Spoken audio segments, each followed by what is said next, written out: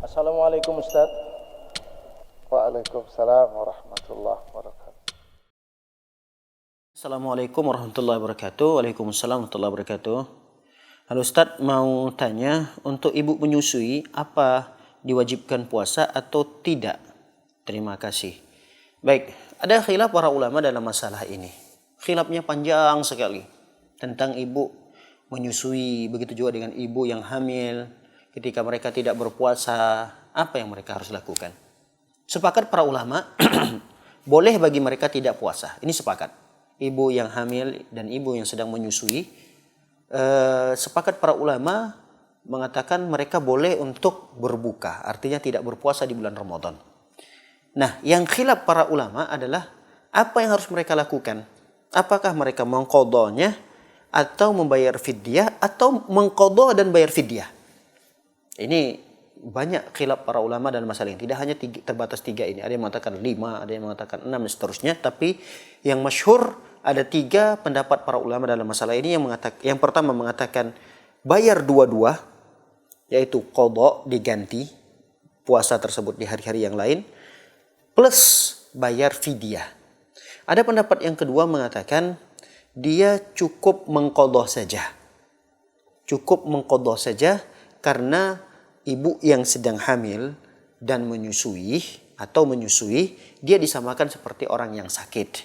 Orang yang sakit boleh tidak berpuasa? Boleh. Namun dia wajib untuk mengqadha, menggantinya di hari-hari yang lain. Ada pendapat yang ketiga, mengatakan cukup dia membayar fidyah saja. Fidyah itu memberi makan kepada orang miskin di beberapa hari yang dia tinggalkan. Misalnya di Ramadan tahun ini sebulan full dia tidak puasa karena dia sedang hamil. Maka dia cukup membayar di tahun itu dengan memberikan makan kepada 30 orang miskin. Cukup. Wallahu a'lam bishawab. Pendapat yang saya lebih cenderung kepadanya adalah pendapat di mana para ulama merinci. Kalau seorang wanita tersebut dia adalah wanita yang bisa mencoba untuk membayarnya dengan qadha. Qadha itu mengganti hutang tersebut di hari-hari yang lain. Lebih baik dia mengambil pendapat ini. Karena pendapat ini yang lebih aman lah. Istilahnya lebih ambil amannya. Dia mengqadha. Tapi kalau si wanita ini tadi termasuk seorang wanita yang produktif sekali. Dia ingin mengambil pendapat itu. Mau mengqadha puasanya. Tapi di tahun ini dia hamil. Tahun depan dia masih menyusui. Tahun depannya dia hamil lagi. Tahun yang ketiga nih hamil lagi. Tahun yang keempat dia masih menyusui. Tahun kelima hamil lagi. Artinya seorang ibu tersebut, Masya Allah, produktif sekali. Setiap 2 tahun misalnya dia melahirkan. Setiap 2 tahun dia melahirkan. Tahun ini hamil, tahun depan menyusui. Tahun ini hamil lagi, tahun ini menyusui lagi. Nah, ibu yang seperti ini tidak sanggup dia untuk membayar mengqadhahnya. Bayangkan kalau dia, anggaplah dia punya 5 anak, berarti 10 tahun. Anggap lagi dia punya 10 anak, berarti 20 tahun dia tidak bisa puasa. 20 tahun kalikan 30. Berapa itu? 600 hari misalnya. 600 hari untuk dia qadha. Berat bagi dia.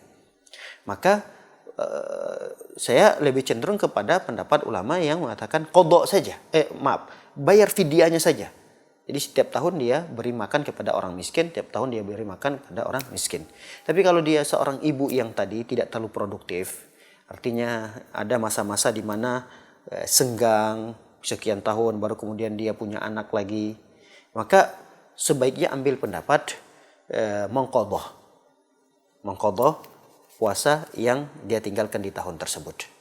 Ya, kalau dia punya anak banyak tadi, produktif sekali, 2 tahun sekali, ada orang itu 1 tahun sekali melahirkan, maka boleh mengambil pendapat yang kedua tadi ini, yang ketiga maksudnya, yaitu membayar fidyah, memberi makan kepada orang miskin setiap hari di mana dia meninggalkan puasa. Misalnya setiap harinya di tahun itu 30 hari, maka dia beri makan kepada 30 orang miskin. Ya, wallahu alam bishawab. Barakallahu fikum. Kalau kita bertemu dengan saudara kita yang jelas kita ketahui dia muslim. Halo Ustaz, tanya Ustaz lebih mudah.